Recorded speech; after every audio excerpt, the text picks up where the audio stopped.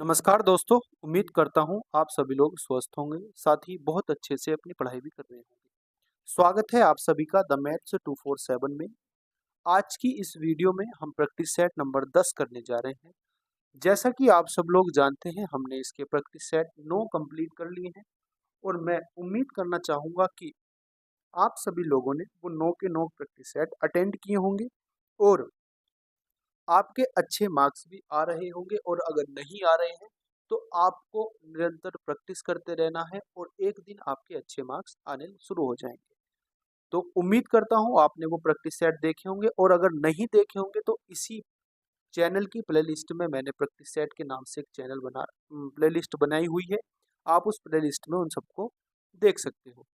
तो चलिए शुरुआत करते हैं आज की क्लास की। उससे पहले आप वीडियो को लाइक कर देना, वीडियो को शेयर कर देना, और जो नए आए हो चैनल पे उनको चैनल को सब्सक्राइब कर लेना। देखो, आज की क्लास में हमारे पास 21 क्वेश्चन है। उन 21 क्वेश्चन में आपके कितने नंबर आते हैं ये आपको कमेंट सेक्शन में बताना है।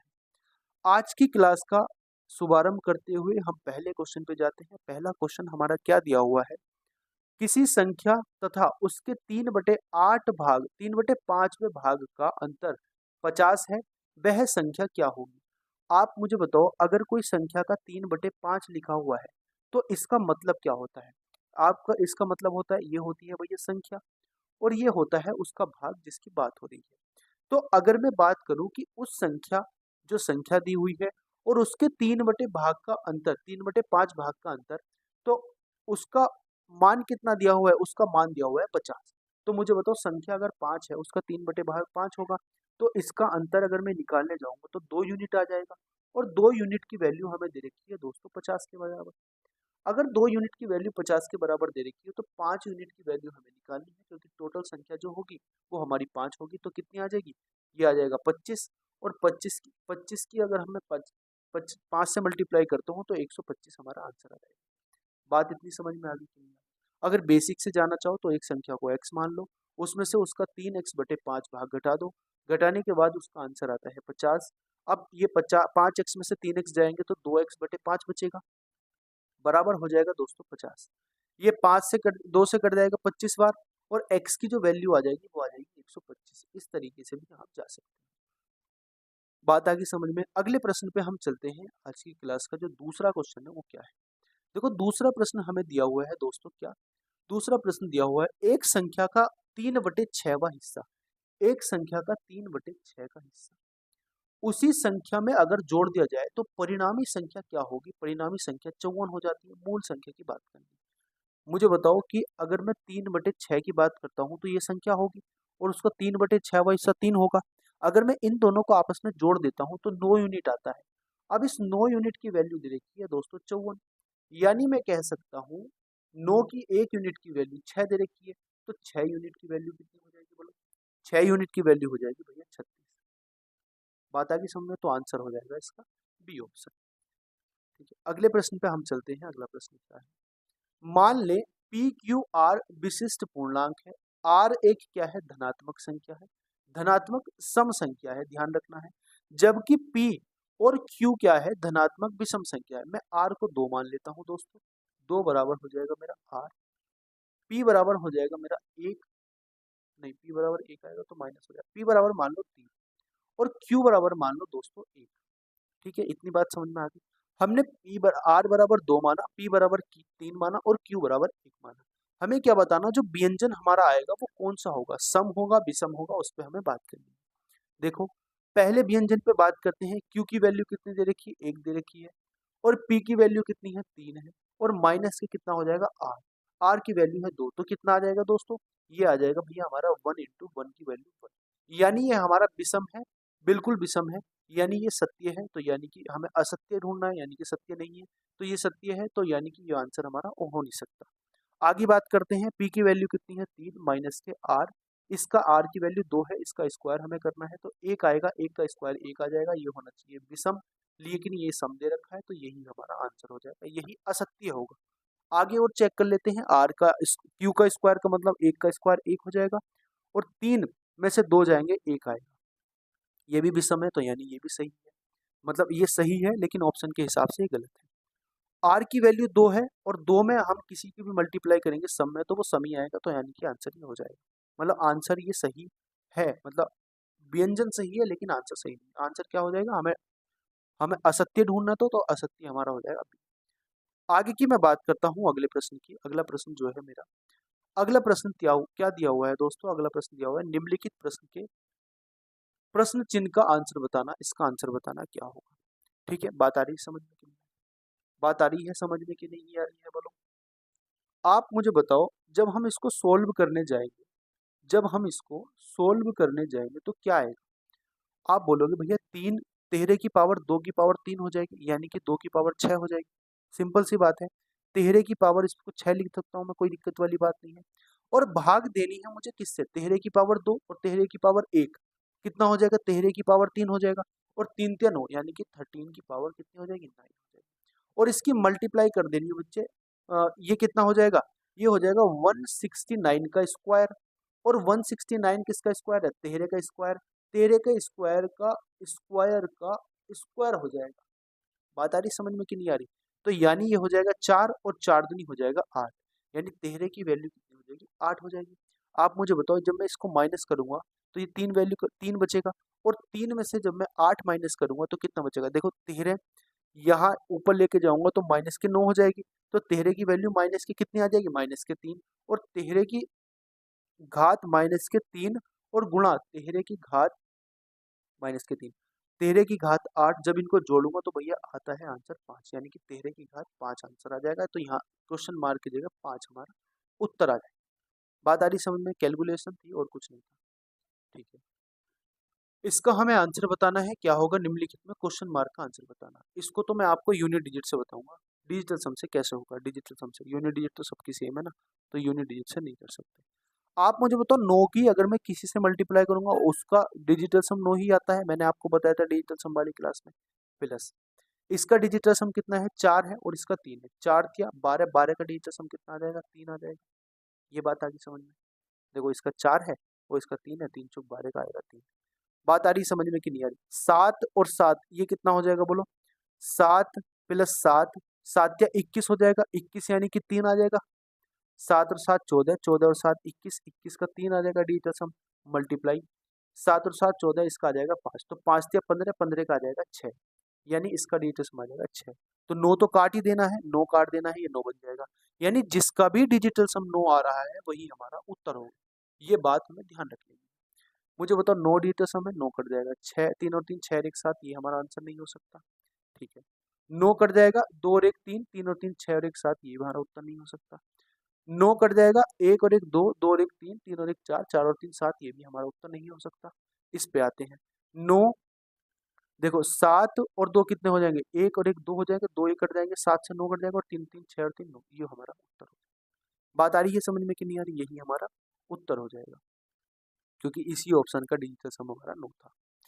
3 अंकों की एक ऐसी किसी ऐसी कितनी संख्याएं होती हैं जिन्हें, ऐसी कितनी संख्याएं होगी जिन्हें 5 6 7 8 से विभाजित किया जाए तो प्रत्येक का शेषफल 3 बचेगा, ये बताना है हमें। तो देखो कितनी आ जाएगी, इनका तुम एलसीएम ले लो, 5 6 7 और 8 का एलसीएम ले लो, कितना आएगा, 6 पंजे 30 हो जाएगा, 30 सत्ते 21 हो जाएगा और 21 चौक 84, यानी कि 400 880, इसका 840, इसका क्या हो जाएगा, 840 हो जाएगा दोस्तों, इसका हमारा 840 हो जाएगा हमारा इसका शेषफल।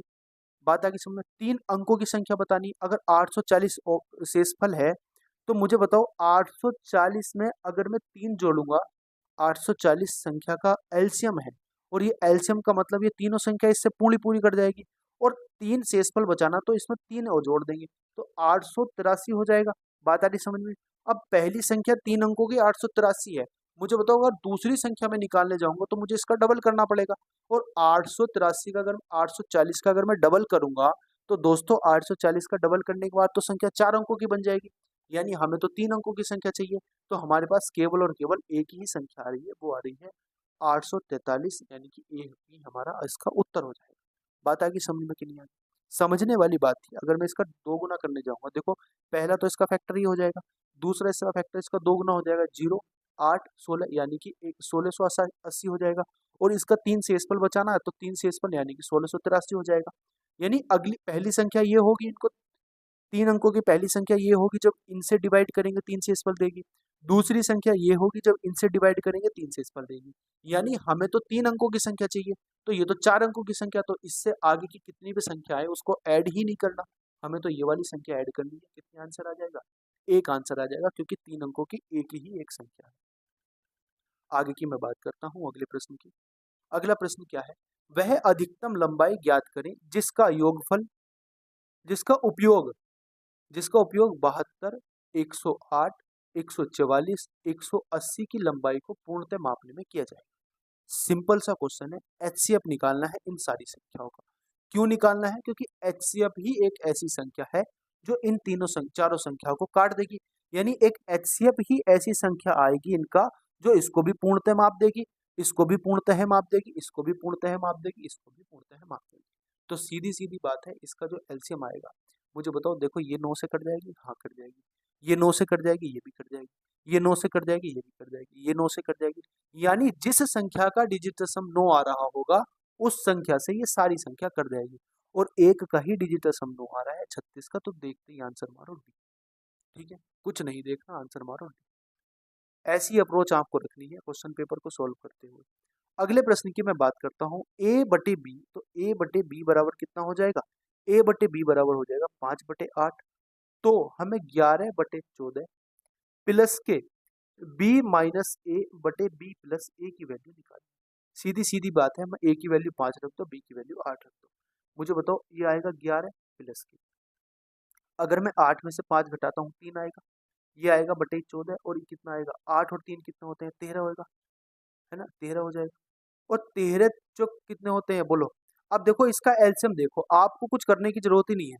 इसका एलसीएम जो आएगा वो क्योंकि ये एक प्राइम नंबर है और ये एक कंपोजिट नंबर है, तो प्राइम नंबर और कंपोजिट नंबर का अगर मैं एलसीएम लेने जाऊंगा तो इनकी मल्टीप्लाई करनी पड़ेगी। और अगर इनकी मल्टीप्लाई करूंगा तो एलसीएम जो आएगा ना, उसकी यूनिट डिजिट पे 2 आना चाहिए, और किसी एक की यूनिट डिजिट पे ही 2 है, वो है आंसर ए।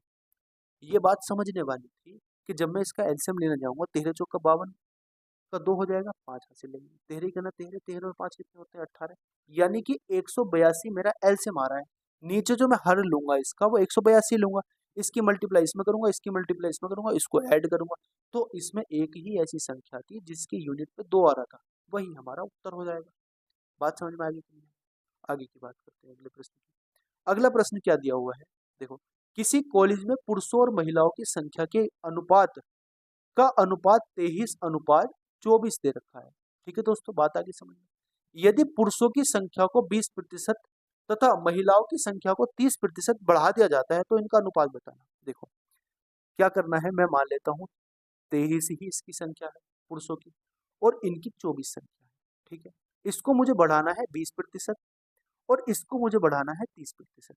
प्रतिशत के साइन से मैं प्रतिशत का साइन हटा दूंगा, एक जीरो से एक जीरो हटा दूंगा। अब मैं 2 से इसको अगर डिवाइड करने जाऊंगा तो कितना आएगा? 12 आएगा, और 12 से 36 हो जाएगा, ये हो जाएगा 23। यानी कि मैं कह सकता हूँ 23 अनुपात कितना हो जाएगा? 12 या 36 हो जाएगा ना, तो 12 से 36 आना चाहिए। कोई घटाने वाली बात तो नहीं हो रही। किसी कॉलेज में पुरुषों की और महिलाओं की संख्या का अनुपात 23:24 है। यदि पुरुषों की संख्या में 20% और महिलाओं की संख्या में 30% की वृद्धि की जाती है तो कॉलेज में पुरुषों और महिलाओं का नया अनुपात क्या होगा? अच्छा अच्छा, सॉरी सॉरी सॉरी, ये गलती मुझसे हुई है। गलती क्या हुई है, देखो, मैंने 20% कर दिया, लेकिन हमें तो बढ़ाना है ना, तो 120 करना पड़ेगा। देखो, 23% है और इसका 20% बढ़ाना है तो 120% निकालना पड़ेगा इसका। और दूसरे वाले का कितना निकालना पड़ेगा? दूसरे वाले का निकालना पड़ेगा 130%।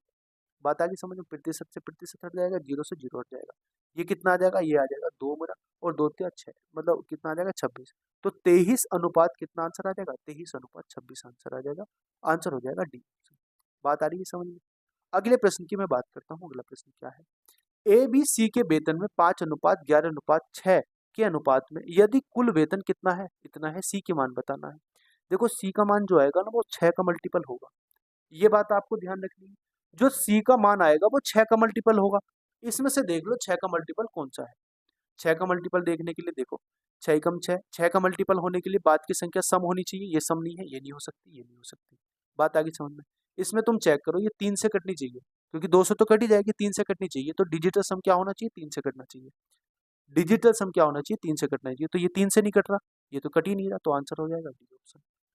आप देख लो चाहे चेक करके, ये कितना हो जाएगा बोलो, ये हो जाएगा 16, 16 और 6 22 हो जाएगा, यानी मैं कह सकता हूँ, सॉरी मैं कह सकता हूँ 2750/22 हो जाएगा। 2750 जो हो जाएगा 22 यूनिट की वैल्यू है दोस्तों। अब मुझे 6 यूनिट की वैल्यू निकालनी, देखो काटो, 22 ही कम 22 हो जाएगा, 22 11 से काट दो ना, 11 11 दूनी 22 हो जाएगा, और ये करेगा 11 पंजे 55, और ये कर जाएगा 2 बार, 2 से इसको काटो तुम 3 बार, तो 25 से 75 आएगा, यानी कि 750 आंसर आएगा। अब ऐसे ना करके आप तो स्मार्ट अप्रोच सीखनी है ना, आपको तो स्मार्ट अप्रोच सीखनी है। हमें देख लेना भैया, जो 6 से डिवाइड हो जाएगा वही उसका आंसर हो जाएगा, तो 6 से डिवाइड एक ही ऑप्शन हो रहा है, डी। अगले मैं प्रश्न की बात करता हूँ। 30% के 80, 30 के 80% और 25 के 4/5 भाग का अंतर बताना। 30 के 80% की बात करता हूँ तो 24 आएगा, ठीक है, और 25 के 4/5 की भाग करता हूँ तो 20 आएगा, और इसका अंतर क्या हो जाएगा, इसका अंतर 4 हो जाएगा। 2017 में आया हुआ क्वेश्चन है, देख लो, लल्लू सवाल है। अगले में प्रश्न की बात करता हूँ। अगला प्रश्न क्या है, 180 का 15%, 250 के 18% का कितने प्रतिशत है। तो हमें निकालना क्या है, इसके बारे में बताना है, और इससे कंपैरिजन करके बतानी है। तो सिंपल सी बात है, कुछ मत करो ना, परसेंटेज निकालो ना कुछ करो, आप इसका 15% निकाल दो। किसके कंपैरिजन में करना, हमें करना है 250 के 18% के कंपैरिजन में, और मल्टीप्लाई कर देनी है 100%, क्योंकि परसेंटेज में चेंज करना। इसको इससे काट देंगे, 18 से कितनी बार कट जाएगा, 10 बार कट जाएगा, 10 से 25 बार कट जाएगा, ये कट जाएगा तुम्हारा, देखो 25 से कितनी बार कट जाएगा, 25 चौका 100, और 15 चौका 7, यानी कि 60% इसका उत्तर आ जाएगा। 2017 का क्वेश्चन है, आप बोलो तो 17 के क्वेश्चन कराओ, लो भैया 17 के क्वेश्चन करो आप। अगले प्रश्न की मैं बात करता हूँ, क्या है, गोकुल ने एक नया भूखंड खरीदा, एक प्लॉट खरीदा, जिस पर तुरंत बाढ़ बनाने के लिए आवश्यकता थी। इस कारण आयताकार कार्य क्षेत्र की लंबाई और चौड़ाई में 12% की कमी हो जाती है। क्षेत्रफल की कमी बतानी, ये तो कुछ भी नहीं है सवाल यार। देखो, आयताकार है, आयताकार क्षेत्रफल है, इसमें 12% की कमी, इसमें 12% की कमी। तो मुझे बताओ, जब क्षेत्रफल निकालता हूँ वो लंबाई, ठीक है, लंबाई गुणा चौड़ाई तो करता हूँ, और जब मैं मल्टीप्लाई करता हूँ ना, किसी चीज की मल्टीप्लाई करके कोई चीज आ रही है मेरी, जैसे क्षेत्रफल आ रहा है, और इसमें मुझे क्या करना है, परसेंटेज चेंज निकालनी है क्षेत्रफल में, तो इसकी परसेंटेज चेंज का सक्सेसिव लगा दो। सिंपल सी बात है, सक्सेसिव लगा देंगे। अब सक्सेसिव लगाएंगे तो माइनस के 12 और माइनस के 12, 12 12 हो जाएगा 144, 144 का मतलब हो जाएगा, ये हो जाएगा प्लस 12 दूनी कितना होएगा 24, और 24 में से 1.44 घटाना, घटाने के बाद में यूनिट डिजिट 6 बचनी चाहिए, 6 बच गई, यही आंसर हो जाएगा। अगले प्रश्न की मैं बात करता हूँ। अगला प्रश्न क्या है, एक प्रतियोगिता परीक्षा में सेक्शन ए में 80% उत्तीर्ण हुए, सेक्शन बी में 77% उत्तीर्ण हुए, जबकि दोनों सेक्शन में 18% अनुत्तीर्ण हुए। बात आ रही समझ में। मुझे बताओ, अगर 18% अनुत्तीर्ण हुए दोनों सेक्शन में, तो हमें बताना 1425 छात्र उत्तीर्ण हुए टोटल। तो प्रतियोगिता परीक्षा में उपस्थित कुल छात्र बताने कितने होंगे। आप मुझे बताओ, मैंने आपको वेन डायग्राम वाले क्वेश्चन कराए थे, मैंने आपको बताया था कि ध्यान उस चीज पे देना है जो दोनों के साथ हो रहा है, यानी इसमें जो दोनों के साथ हो रहा है वो दोनों अनुत्तीर्ण हो रहे हैं, तो हमें वेन डायग्राम बताना है अनुत्तीर्ण में। हम वेन डायग्राम बनाएंगे, ये हो जाएगा हमारा सेक्शन ए, ये हो जाएगा सेक्शन बी, ठीक है, ये सेक्शन ए हो जाएगा, ये सेक्शन बी हो जाएगा। अब इसमें जो इंटरसेक्शन वाला पाइप है, माफी चाहूंगा, इंटरसेक्शन वाला जो पार्ट है वो 18% अनुत्तीर्ण है। मुझे बताओ, ए में अगर 80% उत्तीर्ण हो जाते हैं तो 20% तो अनुत्तीर्ण होंगे, अगर बी में 77% उत्तीर्ण हो जाते हैं तो 23% क्या हो जाएंगे, 23% पास हो जाएंगे भाई, अनुत्तीर्ण हो जाएंगे यानी कि फेल हो जाएंगे। तो इसमें ए की वैल्यू 20% आ रही है, अब इसकी जो बचे हुए की वैल्यू आ जाएगी 2 आ जाएगी, इसके बचे हुए की वैल्यू आ जाएगी 5। बात आ गई समझ में। अब ये अनुत्तीर्ण लोग हो गए, अनुत्तीर्ण लोग कितने हो गए, 5 और 2 7, 7 और 18 हो जाएंगे भैया 25, यानी कि 25 लोग जो हो गए, 25% लोग हो गए अनुत्तीर्ण। और अनुत्तीर्ण अगर 25% लोग हो गए तो 75% लोग क्या हो जाएंगे, उत्तीर्ण हो जाएंगे। अब उत्तीर्ण की ही हमें वैल्यू दे रखी है दोस्तों, उत्तीर्ण की हमें वैल्यू दे रखी है, यानी कि 75% की वैल्यू दे रखी है। 25 से काट दो 3 बार, 25 से काट दो, 25 दुनी 25 पंजे 125, बचेगा कितना, 125 इसमें से घटा दो तुम, कितना बचेगा 7, 25 से 75 आ जाएगा, 25 से 75 बचेगा, क्या बचेगा, 25 या 75 नहीं बचेगा, देखो 100, ये कितना था, 1425 था ना, 1425, देखो 25 ही कम 25 हो जाएगा, बचेगा इसमें से 17, 17 हो जाएगा 175। तो 25 सत्ते 175, 25 पंजे 125, 25 सत्ते 175, और ये हो जाएगा 19 बार कट जाएगा। एक यूनिट की वैल्यू कितनी, 1% की वैल्यू कितनी आ जाएगी, 1% की वैल्यू आ जाएगी 19, तो 100% की वैल्यू आ जाएगी हमारे 1900, यानी जो कुल छात्र थे वो होते हैं हमारे 1900। बात आ गई समझ में।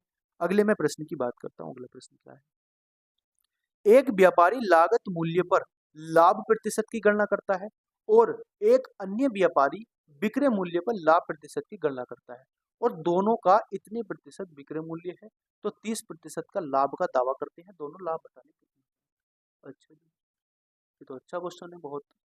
करो आप इसको अटेम्प्ट, पॉज करके करो अटेम्प्ट, अगर आप इसको अटेम्प्ट कर पाते हो तो। देखो दोनों का जो विक्रय मूल्य है वो कितना है, विक्रय मूल्य है 5200, ठीक है। एक ने तो करा इस पे विक्रय मूल्य पे, यानी कि सेलिंग प्राइस पे इसका प्रॉफिट परसेंटेज का गणना, एक ने करा इसके कॉस्ट प्राइस पे यानी कि सीपी पे, ठीक है। अगर कॉस्ट प्राइस पे गणना करेगा, और ये क्या है, ये बेची गई वैल्यू यानी कि एसपी है दोनों का। अगर मुझे बताओ, अगर इसने सीपी पे गणना करी होगी, यानी कि इसका सेलिंग प्राइस हो जाएगा।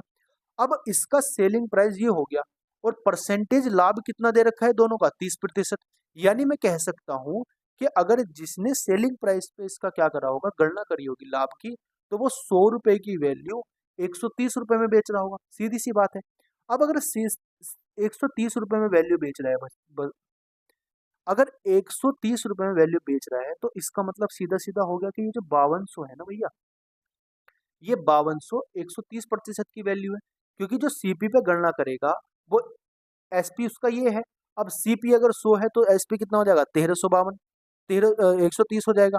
अब 130 की वैल्यू दे रखी है, मुझे 100% की वैल्यू चाहिए, 100% की वैल्यू कितनी आ जाएगी, 4000 आ जाएगी, यानी 4000 की वैल्यू वो कितने रुपए में बेच रहा है, 5200 रुपए में बेच रहा है, तो कितने रुपए का उसको लाभ हुआ, 120 रुपए का लाभ हो गया यहाँ इसको, 120 सॉरी 1200 रुपए का लाभ हो गया यहाँ। अब इसको तो 1200 रुपए का लाभ हुआ। अब जो भैया सीपी पे ही लाभ की गणना कर रहा है, एसपी पे ही, तो 5200 पे अगर वो एसपी की गणना कर रहा है, एसपी पे ही अगर लाभ की गणना कर रहा है, तो 130/100 निकालना पड़ेगा। 130/100 जब मैं निकालूंगा तो 0 आएगा, 13 चौक का 52 का 2 आएगा, ठीक है। अब तुम देख लो, ठीक है, 2 आ जाएगा, 13 13 दूनी 26 का 6 आएगा, सॉरी 13 दूनी 26 का 6, देखो यूनिट डिजिट से करते, 13 दूनी 26 का 6 आएगा, यानी कि यह आएगा। अब 2 यूनिट जो है, 2 यूनिट 6 है, 60 है इसमें, और इसमें 2 यूनिट क्या है, 0 है, यानी जब मैं इसमें ये बाद की 2 यूनिट जोड़ूंगा तो बाद की जो आंसर, टोटल आंसर की जो 2 यूनिट आएंगी बाद की, वो आएगी 6 और 0, और 6 और 0 किस में है, 2 में है। ओके, चलो करते हैं सोल्व। 13 दूनी 26 का 6 हो जाएगा, हासिल लगे 2, 13 पंजे 65 और 2 कितना हो जाएगा, 13 पंजे 65, हाँ 13 पंजे 65, 65 और 2 हो जाएगा भैया हमारा कितना, 67 हो जाएगा, 67 हो जाएगा। बात आ गई समझ में, ये हो जाएगा 67। अब मुझे बताओ, ये क्या था मेरा, ये था भैया मेरा एसपी, और एसपी पे ही हम किसकी गणना कर रहे थे, एसपी पे ही हम गणना कर रहे थे किसकी, प्रॉफिट की। तो ये इतना प्रॉफिट आ जाएगा। मुझे बताओ इतने रुपए की वैल्यू थी, इतने रुपए में बिक गई, यानी वैल्यू थी कितने की, ये थी भैया इतने रुपए की, 5200 की, तो बिकी, फायदा कितना हुआ, 0, 6, ये आ जाएगा 5, ये आएगा 6, एक, यानी कि 1500, यहाँ पे कितना हुआ, 1560 का फायदा हुआ। जब मैं इसको ऐड करूंगा तो 1560 तो आ नहीं सकता, तो आएगा 2760। आगे बात समझ में, थोड़ा सा अच्छा क्वेश्चन था, समझने वाला क्वेश्चन था। आगे की बात करते हैं अगले प्रश्न की। एक व्यापारी 110 प्रति किलोग्राम के 215 किलोग्राम चावल 110 प्रति किलोग्राम के अन्य किस्म के 255 किलोग्राम चावल मिलाता है और इस मिश्रण को इतने रुपए में बेच देता है, इतने रुपए प्रति केजी में बेच देता है। बात आ गई समझ में? उसका मूल्य बताना, उसका लाभ कितना होता है। अच्छा चलो एक बार एलिगेशन से करते हैं। देखो इसका मूल्य कितना है, मूल्य में लगा दो। ये इसका 110 पे बेच रहा है और कितने रुपए में बेच रहा है, 100। एक काम करो आप, इसको एलिगेशन ना लगा के बेसिक से ही करो। देखो बेसिक से अगर मैं करूंगा तो मुझे बताओ इतने रुपए प्रति किलो के हिसाब से बेच रहे हैं, इतने रुपए प्रति किलो के हिसाब से इतने चावल लिए इसने, तो जीरो आएगा। 11 पंजे 55 का 5 हासिल हो जाएगा 5, 11 का ना 11 और 5 16 का 6 और 11 दूनी 22 और 1 23, यानी कि इतने रुपए इसने यहाँ पे, इतने रुपए का माल इसका था। अब इसका कितना था, देखो जीरो, 11 पंजे 55, 11 दूनी 22 और 7 27, 11 दूनी 22, 22 और 2, 22 और 2 24, कितना आ जाएगा टोटल, इसको ऐड कर लो, जीरो जीरो, ये हो जाएगा 7 दूनी 14, ये हो जाएगा तुम्हारा 8 और ये हो जाएगा तुम्हारा कितना 4। बात आ गई समझ में? अब जो टोटल मिश्रण है, टोटल मिश्रण इसने इतने रुपए के हिसाब से बेच दिया। अब मुझे बताओ टोटल मिश्रण कितना है, 215 इधर है 225 इधर है, तो टोटल कितना हो जाएगा, बोलोगे 440 हो जाएगा, 440 हो जाएगा। अब 440 की मल्टीप्लाई कर दो तुम इससे, 440 की जब मल्टीप्लाई करोगे तुम, 440 की मल्टीप्लाई 132 से हमें करनी है, तो कितना आएगा बोलो, जीरो। 44 दूनी 88, 44 या कितने होते हैं 4 के 12, 4 132, 132 8 जीरो और ये हो जाएगा तुम्हारा 58। यानी मैं कह सकता हूँ कि जो आंसर आएगा मेरा इतना आएगा। आ रही बात समझ में? अब मुझे एक बात बताओ, उसका लाभ प्रतिशत कितना होगा, लाभ प्रतिशत निकाल दो, आप निकाल दो लाभ प्रतिशत कितना हो जाएगा। इतने रुपए की वैल्यू इतने रुपए में बेच रहा है, तो कितना लाभ हुआ, जीरो, 8 और ये हो जाएगा 10 में से मेरा 7 गया, कितना बचेगा, 10 में से 4 गया 6 बचेगा और यहाँ बचेगा 9, सॉरी 7, 7 में से 8 गया 9 बचेगा और कितना था टोटल, मल्टीप्लाई 100, 2 जीरो से 2 जीरो कट जाएंगे। आप देखो ये जाएगा एक बार, नहीं 2 बार चला जाएगा, हाँ 2 बार जाएगा, पूरे पूरे 2 बार, तो 20% का ही मेरा लाभ हो जाएगा, 20% लाभ। आगे बात समझ में? आगे चलते हैं, अगले प्रश्न की मैं बात करता हूँ। अगला प्रश्न क्या है, एक घड़ी विक्रेता 2,25,936 प्रति घड़ी के मूल्य पर घड़ियां बेचता है। अच्छा जी, बड़ी महंगी घड़ी है भाई। हालांकि उसे क्रम से 10% और 20% की दो क्रमागत छूट देनी पड़ती है, तो अंकित मूल्य बताना। दो क्रमागत इतने की छूट दी, तो यानी कि 19% की एकल छूट हुई, क्योंकि 20 और 10 का कितना हो जाएगा, सॉरी 28% की। अब 28% की एकल छूट हुई, यानी मैं कह सकता हूँ ये जो मेरे पास, ये जो मेरे पास विक्रय मूल्य है, ये 28% की छूट के बाद यानी कि 72% की वैल्यू है, तो मुझे 100% की वैल्यू चाहिए। देखो आप अगर इसको 72 से भाग दोगे, आप अगर इसको 72 से भाग दोगे ना, तो कितनी बार जाएगा, ये जाएगा मेरे पास पूरा पूरा 3138 बार और 2 जीरो इसके आगे लगा, यानी कि 3,13,800 रुपये की, 3,13,800 रुपये, 3,13,800, 3,13,800, डी आंसर आ जाएगा। 3,13,800 की उसकी घड़ी थी, घड़ी की कीमत थी, छूट के बाद उसको 2,25,936 की मिल गई। अगले प्रश्न की मैं बात करता हूँ, एक साधारण ब्याज पर निवेश करने पर 8 वर्ष में दोगुनी हो जाती है राशि और कितने वर्ष में 3 गुनी हो जाएगी। सिंपल सा क्वेश्चन है, 2017 में ही आया हुआ है। देखो 8 साल में कितनी हो रही है, दोगुनी। दोगुनी का मतलब पी अगर उसका प्रिंसिपल अमाउंट होगा तो पी ही उसे इंटरेस्ट मिलेगा, मल्टीप्लाई 8 साल में हो रही अपॉन r/100, पी से पी काट देंगे, कितना आ जाएगा, ये आ जाएगा 1/8 यानी कि 12.5%। अब 12.5% आ जाएगी आर की वैल्यू। मुझे बताना है कि कितने टाइम में इसकी 3 गुनी हो जाएगी। 3 गुनी का मतलब हो जाएगा 2p, तो हमें ऐसा ही मिलेगा, और p इंटू 12.5%, 12.5% और बटे हो जाएगा इंटू t/100 हो जाएगा। बात आ गई समझ में? ठीक है, 12×96, तो ये हो जाएगा हमारा 1000। 25 से काट दो, 25 पंजे 125, 25 चौका हो जाएगा 100, 5 से काट दो कितने बार कट जाएगा, 8 बार, 8 से इसके मल्टीप्लाई कर तो कितना हो जाएगा 16। 16 वर्ष के बाद। वैसे भी कर सकते हैं, तो देखो 8 वर्ष में 1 गुना बढ़ रहा है, तो 16 वर्ष में 2 गुना बढ़ जाएगा। आगे की मैं बात करता हूँ अगले प्रश्न की। अगला प्रश्न कितना है? विनीता के प्रति वर्ष 4% की दर से चक्रवृद्धि ब्याज पर 5,000 रुपए में 3 साल के लिए उधार देती है, और 3 साल के बाद प्राप्त उसको धनराशि कितनी होगी ये बतानी है। देखो सिंपल सा तरीका, या तो तुम सक्सेसिव लगा दो या तुम इसको रेशियो से कर दो। मैं इसको रेशियो से बता देता हूँ। अच्छा, 4% की वैल्यू 1/25 होती है, यानी कि 25 से 26, और 25 से 26 3 साल की बात हो रही है ना, फिर 25 से 26। बात आ गई समझ में? 25 का घन मैंने आपको बताया था निकालना, कैसे निकालते हैं बोलो भाई? 25 का घन कितना होता है? 15,625 होता है। 15,625 होता है। अब 26 का घन क्या हो जाएगा? 26 का घन बताओ आप कितना हो जाएगा? 26 का घन बताओ। 26 का घन होता है भैया 1776। ठीक है, 1776, सॉरी 17,576, 17,576 हो जाएगा। अब ये जो वैल्यू है ये प्रिंसिपल अमाउंट है, और ये अमाउंट है। इसकी वैल्यू हमें दे रखी है कितनी? 5,000। तो 5,000 किसकी वैल्यू है, और मल्टीप्लाई किसकी निकालनी है? 17,576। 25 दूनी 50 हो जाएंगे। 25 से काटेंगे कितनी बार? 625 बार कट जाएगा।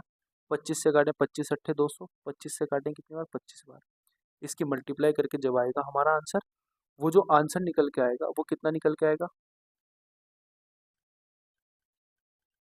आंसर जो निकल के आएगा, इसकी मल्टीप्लाई पहले तुम 8 से करो, और उसको भाग देना है हमें 25 से। तो जो आंसर हमारा निकल के आएगा दोस्तों, लगभग लगभग 5624.32 आएगा। ठीक है, कैलकुलेशन करोगे तो आपका आंसर आ जाएगा। अगला प्रश्न है, अजीत ने 28,000 के एक व्यापार शुरू किया। 28,000 का अरे 28,000 से एक व्यापार शुरू किया, तो एक सेकंड। 28,000 से एक व्यापार शुरू किया, उसके बाद भरत ने 48,000 के साथ उसी से व्यापार में जुड़ गया। यदि वर्ष के अंत में लाभ को समान रूप से विभाजित किया जाता है, तो भरत कितने महीने के बाद शामिल होगा? भरत कितने महीने के बाद शामिल होगा? इसका बहुत अच्छा तरीका है। आप मुझे बताओ, सबसे पहले तो अजीत आया था 28,000 रुपये लेके, ठीक है, और उसके बाद आया था ये हमारे पास 48,000 रुपये के ये, ठीक है। अब ये तो 12 महीने के बाद, 12 महीने के लिए हुआ। मल्टीप्लाई यहाँ कर दो आप x। आप देखो 3 जीरो से ये 3 जीरो कट जाएंगे, ठीक है। ये कट जाएगा तुम्हारा 4 से कितनी बार? 4 सत्ते 28, और ये 4 से कट जाएगा कितनी बार? ये 4 से कट जाएगा तुम्हारा कितने? 12 चौक 48 बार, और 12 से 12 कट जाएगा, तो x की वैल्यू आ जाएगी 7। x की वैल्यू कितनी आ जाएगी? x की वैल्यू आ जाएगी 7। यानी कि कितने महीने के बाद शामिल हुआ? तो 7 महीने तक शामिल हुआ, तो 5 महीने के बाद शामिल हुआ होगा। इतनी बात समझ में आ गई ना? क्योंकि लाभ दोनों का समान होना चाहिए, तो रेशियो भी उनका समान आना चाहिए। अगर लाभ दोनों का इक्वल होगा, तो रेशियो भी तो इक्वल होना चाहिए। तो हमने रेशियो को इक्वल कर दिया, रेशियो को इक्वल करके हमने x की वैल्यू निकाल ली। यानी हम कह सकते हैं कि 7 महीने तक भरत ने अपने पैसे लगाए, तो 7 महीने तक लगाए होंगे, तो कितने महीने के बाद आया होगा? कितने महीने के बाद आया होगा? 5 महीने के बाद आया होगा। बात आ गई समझ में? अगले मैं प्रश्न की बात करता हूँ, और ये आज की क्लास का आखिरी प्रश्न है, इसको आपको बताना है। एक कक्षा में 50 छात्रों का औसत 52 किलोग्राम है। 25 छात्रों का, पहले 25 छात्रों का औसत 50 है, अगले 24 छात्रों का औसत इतना है, तो अंतिम छात्र का औसत बताना है। सिंपल सा तरीका है, देखो 25 पंजे 125 हो गए, ठीक है। 24 की मल्टीप्लाई करो, 24 चौक कितने होते हैं? 96, 96 का 6 हासिल लगे 9, 24 पंजे 120 होते हैं, 120 में 9 जोड़ेंगे 129 हो जाएगा। बात आ गई समझ में? इन सबको तुम जोड़ दो, 6 आ जाएगा, ये कितना हो जाएगा? ये हो जाएगा 4, ये हो जाएगा तुम्हारा 5, ये हो जाएगा तुम्हारे पास 2। अब इसकी मल्टीप्लाई कर दो, 0 5 दूनी 10, 5 पंजे 25, ठीक है, 25 और 1 26 आ जाएगा। अब मुझे बताओ, इसमें से ये घटाना आपको कितना बचेगा? ये तो टोटल है ना 26,000, 26,000 में से ये माइनस कर दो, कितना बचेगा? आप बोलोगे भैया 54 बचेगा, तो 54 हमारा इसका आंसर हो जाएगा। ठीक है, उम्मीद करता हूँ क्लास आपको समझ में आई होगी। जिस अप्रोच से मैं आपको क्वेश्चन बताता हूँ, वो अप्रोच भी आपको समझ में आई होगी। ये हमारा टेलीग्राम चैनल है, इसमें मैं अभी 2 PDF नहीं डाल डाल सका। वो आपको इन 3 PDF, एक तो 9, एक 8 प्रैक्टिस सेट की, एक 9 प्रैक्टिस सेट की और एक 10 प्रैक्टिस सेट की आज ही आपको मिल जाएगी। ठीक है दोस्तों, बात आ गई समझ में? तो उम्मीद करता हूँ क्लास आपको समझ में आई होगी और मिलते हैं अपनी नेक्स्ट वीडियो में। तब तक के लिए जय हिंद, वंदे मातरम, भारत माता की जय। अपना स्कोर आप कमेंट सेक्शन में जरूर लिखना, क्या आपका स्कोर रहा है, और कोई भी अगर आपका सजेशन हो वो भी आप कमेंट सेक्शन में बता सकते हो। मिलते हैं अपनी नेक्स्ट वीडियो में, तब तक के लिए जय हिंद। चैनल को सब्सक्राइब कर देना और वीडियो को भी लाइक कर देना।